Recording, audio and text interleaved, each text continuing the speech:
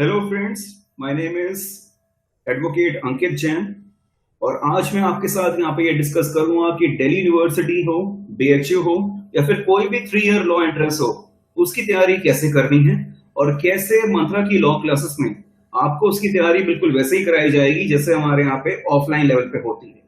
Friends, हम सब जानते हैं कि इस समय ऑफलाइन क्लासेस होना पॉसिबल नहीं है, बट फिर भी हमारी पढ़ाई नहीं रुकनी चाहिए, इसलिए हम यहाँ पे ऑनलाइन क्लासेस करा रहे हैं और ऑनलाइन क्लासेस में भी ऑलमोस्ट उसी तरह से काम होगा जैसे ऑफलाइन क्लासेस में होता है। ओके फ्रेंड्स, ये आपके सामने मैं इस इशू पे थोड़ा डिस्कशन करूंगा।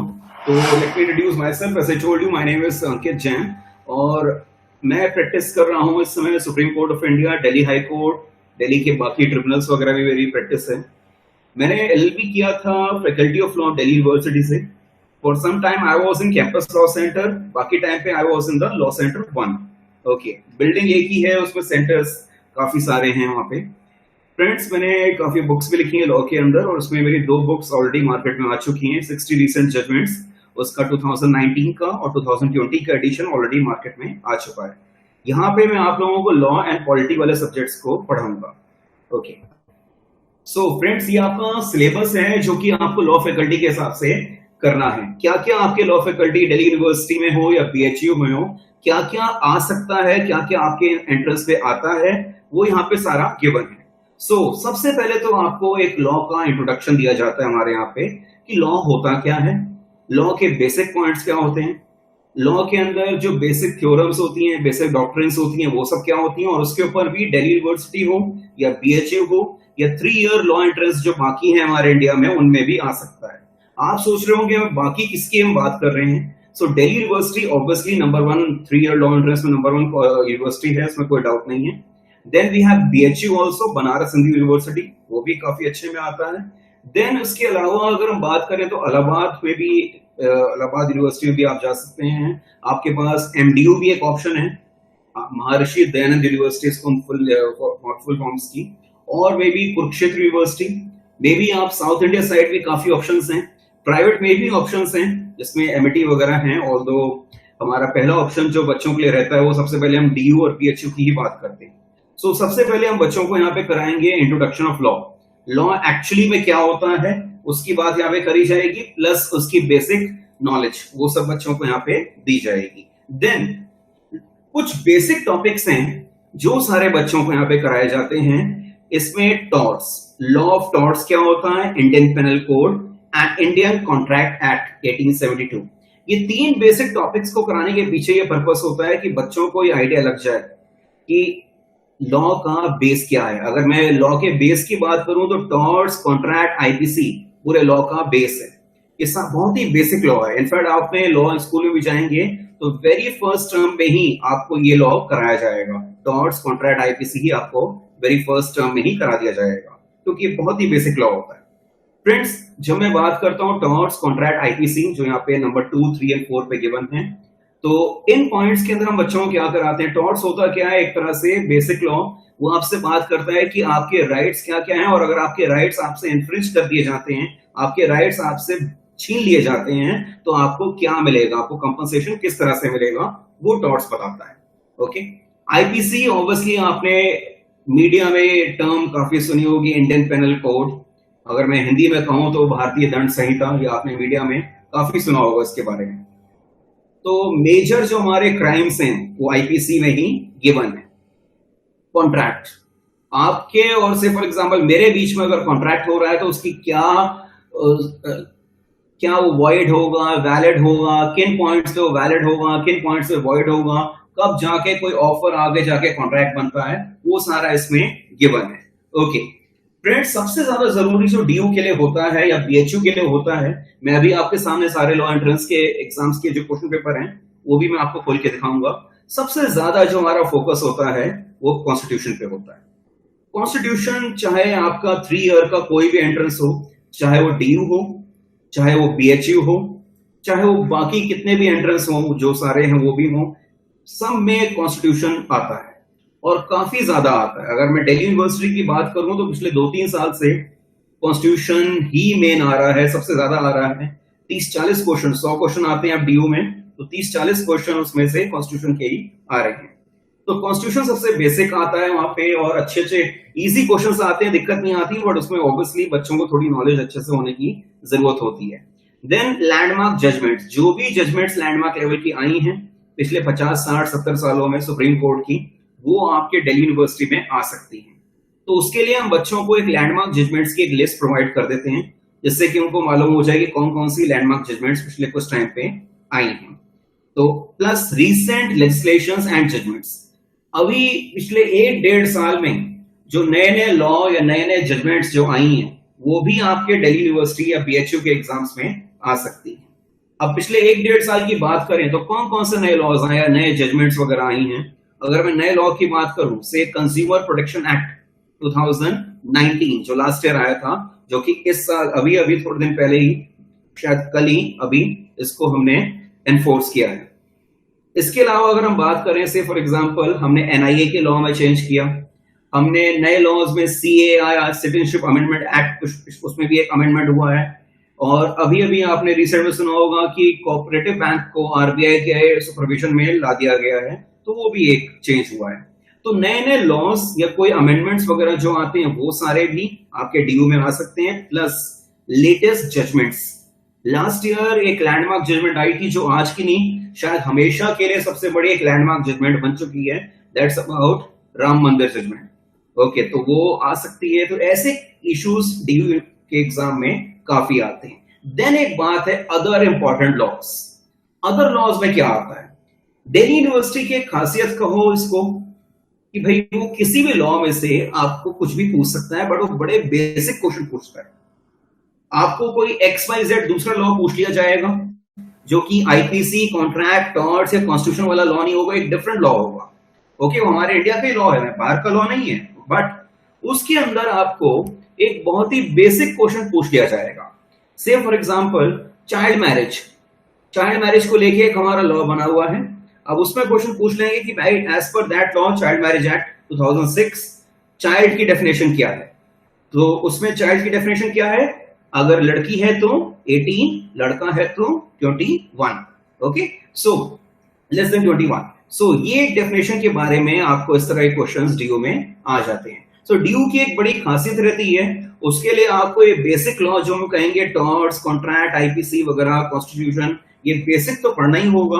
प्लस उसमें साथ के साथ आपको अदर लॉज जो कि आपके अदर इंपॉर्टेंट लॉज हैं वो भी पढ़ने पड़ते हैं। तो उसके लिए हम बच्चों को अदर इंपॉर्टेंट लॉज कराते हैं, उसका बेसिक पॉइंट्स हर एक को करा दिया जाता है उसके अंदर। Then Latin terms and maxims, मैं आपको साइड बाय साइड कुछ अदर लॉज या टर्म्स एंड मैक्सिम्स वगैरह में यहाँ पे आपको दिखाता भी रहूंगा।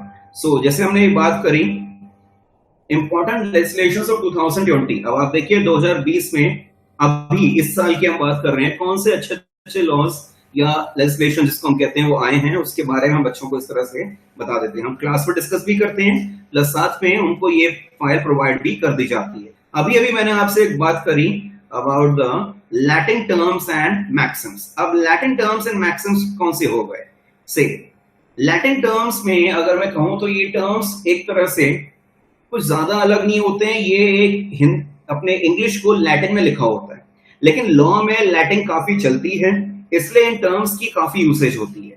और हर साल आपके डीयू हो, बीएचयू हो या फिर कोई भी 3 ईयर लॉ एंट्रेंस हो, उसमें इस तरह के क्वेश्चंस काफी आ जाते हैं। सो लैटिन टर्म्स हो गए एब इनिशियो, से फॉर एग्जांपल एलिबाई, एलिबाई का क्वेश्चन कई बार आ चुका है डीयू में भी, बीएचयू में भी। So at another place, for example मैं एलिबाई की बात करता हूं तो मैं कह सकता हूं कि भाई मैं यहाँ पर अभी था ही नहीं। सो फॉर एग्जांपल कोई क्राइम हुआ है, अब क्राइम हुआ है किसी एक्स एरिया में और क्राइम का इल्जाम मेरे क्लाइंट पे लगा है। अब हम प्रूफ करते हैं कि मेरा क्लाइंट उस एक्स एरिया में ना होके उस समय वाई एरिया में था, एलिबाई हमने प्रूफ कर दी। अगर हम ये प्रूफ कर देंगे तो फिर उसको वहां पे पनिशमेंट मिल ही नहीं सकती है। इसको लेके बड़े फेमस केसेस भी हमारे इंडिया में हो चुके हैं। सो ऐसे क्वेश्चंस आपके डीयू में काफी आते हैं। ऑडी अल्ट्रम पार्ट है ऑब्वियसली बहुत बढ़िया, ये एक नेचुरल जस्टिस का पार्ट है, let the other side be heard obviously. So caveat emptor, de jure, de novo, तो ऐसे क्वेश्चंस आपके लैटिन टर्म्स हैं। एक है हमारी लैटिन मैक्सिम्स, लीगल मैक्सिम्स जो हैं, ये भी हम बच्चों को प्रोवाइड करते हैं। सो आप देख सकते हैं थोड़ी ये बड़ी होती हैं और ये बच्चों को याद करनी पड़ती हैं। Injuria sine damnum, infringement of right without causing damage. तो ऐसे ऐसे लैटिन मैक्सिम्स होती हैं, थोड़े आपको याद भी करना होता है, थोड़ा हम क्लास में इसको समझाते भी हैं। तो ये तो बात हुई लैटिन टर्म्स की, लैटिन मैक्सिम्स की, ये सारा बात यहाँ पे हो गई। अब आइए हम डिस्कस करते हैं, इसके अलावा दिल्ली यूनिवर्सिटी में आपको doctrines, commissions, legal general knowledge ऐसे क्वेश्चंस भी आ सकते हैं। लाइक फॉर एग्जांपल कि करंट हमारे सीजीआई हैं, वो कौन से नंबर के सीजीआई हैं, कितने सीजीआई अब तक हमारे इंडिया में हो चुके हैं, सुप्रीम कोर्ट का मोटो क्या है, ऐसे क्वेश्चंस वगैरह हमारे डीयू में, बीएचयू में काफी आते हैं। अगर मैं लेवल ऑफ द एग्जाम की बात करूं तो डीयू का लेवल थोड़ा कम होता है, बीएचयू का लेवल उससे थोड़ा ज्यादा होता है। हाँ, नंबर ऑफ सीट्स जो है वो डीयू में ज्यादा होती है, डीयू में काफी ज्यादा सीट्स हैं as compare to any other entrance exam. Okay, तो मैंने बताया डॉक्ट्रिन्स भी आएंगे, कमीशंस भी आएगा, लीगल जीके भी आएगी। आप लोग जो मुझे सुन रहे होंगे, वीडियो देख रहे होंगे, तो आप सोचेंगे कि कितना आएगा, क्या आता ही रहेगा, खत्म ही होगा। फ्रेंकली अगर आपको एक बात कहूं तो डीयू में वो आपको कोई ज्यादा तंग नहीं करते, या बीएचयू में भी कोई आपको ज्यादा प्रेशराइज नहीं करते। वो चाहते हैं कि एटलीस्ट आपको ज्यादातर एरियाज की बेसिक नॉलेज हो, आपको थोड़ा बहुत पता हो कि आईपीआर, इंटेलेक्चुअल प्रॉपर्टी राइट्स क्या है, आपको थोड़ा बहुत मालूम हो कि रजिस्ट्रेशन डीड क्या होती है, गिफ्ट क्या होता है। वो ये बिल्कुल नहीं चाहते कि भाई आप यहाँ पे आने से पहले ही लॉ के एक्सपर्ट बन के आओ। ऑब्वियसली अगर आप वो पहले ही एक्सपर्ट बन चुके हो तो फिर आपको वहां पे लॉ करने की नीड ही नहीं है। ऑब्वियसली वो ये चाहते हैं कि थोड़ा बहुत आपको लीगल नॉलेज हो, लॉ के बाकी टॉपिक्स के बारे में नॉलेज हो, और बेसिक नॉलेज काफी ज्यादा आपको हो। So friends, in the end I can say we are in the very big crisis, pandemic का इशू चल रहा है और ऑफलाइन क्लासेस पॉसिबल नहीं हो पाती हैं। अब ये कोशिश होती है हमारे एंड से कि ऑनलाइन क्लासेस को भी ऑफलाइन क्लासेस जैसा बनाया जाए। सो हमारे एंड से एक पूरी कोशिश रहती है कि बच्चों के सारे डाउट्स वगैरह को काफी अच्छे से हम उस पर फोकस कर पाए, और एक बार जो बच्चा यहां से समझ के जाए वो बहुत ही अच्छे से उसका दिमाग पूरा लॉ के हिसाब से रिफ्रेश होकर जाए वहां से। ओके, तो लॉ की तैयारी करने के लिए हमारे एंड से जो आपको प्रोवाइड किया जाता है, क्योंकि आजकल सब कुछ ऑनलाइन प्रोवाइड हो रहा है, तो सबको ऑनलाइन बुक्स प्रोवाइड कर दी जाएंगी। Torts, IPC, contract and constitution की बुक्स प्रोवाइड की जाती हैं, प्लस रीसेंट जजमेंट्स, क्योंकि इसकी कोई बुक हो नहीं सकती बिकॉज ये रीसेंट में ही आते हैं, तो इसको पीडीएफ के फॉर्म में, और जब हमारी ऑनलाइन क्लास खत्म हो जाएंगी तो इसको हम ऑफलाइन फॉर्म में बच्चों को प्रोवाइड कर देते हैं। ओके, या फिर अगर हम इससे बात करें मैक्सिम्स हो गए, अगेन इसके लिए भी बच्चों को ये जो मैंने आपको पीडीएफ दिखाई हैं, this is a PDF, 4 page की पीडीएफ है, और ये लैटिन वर्ड्स हो गए, 9 पेज के लैटिन वर्ड्स हैं, ये बच्चों को प्रोवाइड कर दिए जाते हैं। लोकस स्टैंडाई, अगेन ऐसे क्वेश्चंस काफी आए हुए हैं। ओके, सो ये सब बच्चों को प्रोवाइड कर दिया जाता है, चाहे डॉक्ट्रिन्स हो, चाहे लैटिन टर्म्स हो, कमीशंस हो, इसकी लिस्ट एक सबको प्रोवाइड कर दी जाती है, जिससे कि अपने आप ही उसको गो थ्रू कर लें, बिकॉज इसमें कुछ समझाने का नहीं होता। ऑल्दो अगर किसी बच्चे को डाउट होता है तो हम लेने के लिए वहां पे रेडी हैं। सो फ्रेंड्स, एक अच्छी कोशिश है हमारे एंड से भी कि ऑफलाइन क्लास की तरह ही ऑनलाइन क्लास के अंदर भी उसी तरह से बच्चों के डाउट्स लिए जाएं, और एक पर्सनलाइज अप्रोच हो। पर्सनलाइज अप्रोच से हमारा मतलब होता है कि भाई कोई बच्चे को ये ना लगे कि he is like left out. कई बार होता है कि क्लास में यहाँ 60-70 स्टूडेंट्स एंड ऑल, और कोई बच्चा सोचता है कि I am a left out person here. In the online classes we have this benefit here कि बच्चे लेफ्ट आउट नहीं फील करेंगे, because if they have some query they can even ask the faculty the query after the class anytime। अगर मैं इसमें आपको दिखाऊं तो कई बच्चों ने क्वेरीज अपनी इवन काफी रात के टाइम भी पूछी हुई है, but there is no issue, the faculty can answer any time, they can ask the query also any time. Okay, so इस तरह के क्वेरीज वगैरह बच्चे यहाँ पे पूछ सकते हैं। So thank you from my side and I wish you a very happy learning. The law is a great field, बहुत बढ़िया फील्ड है। In this field there is no end to the knowledge. इस field में knowledge के लिए कोई limit नहीं है, कोई एंड नहीं है। जितनी नॉलेज आपकी ज्यादा होगी उतनी आपके लिए अच्छा रहता है इस फील्ड के अंदर। So this is one of the best field. यहाँ पे एक बार एंट्री करने के बाद आप कुछ भी कर सकते हैं लाइफ में। You can go in any field, you can become a lawyer, become a जज, become a notary, go for a job in some government department, you can go for a job in the corporate, किसी company के legal department में जा सकते हैं, books लिख सकते हैं आप लोग। There are so many options. So it's a field with the wide options. It's one of the best field. And again, DU, BHU are one of the best institutes in the country. सो ये एक मैंने अपने and से आपको बताया है. We will give you a personalised approach so that you feel you are at one of the best place to study for the coaching of the law. So thank you very much from my side. Thank you very much.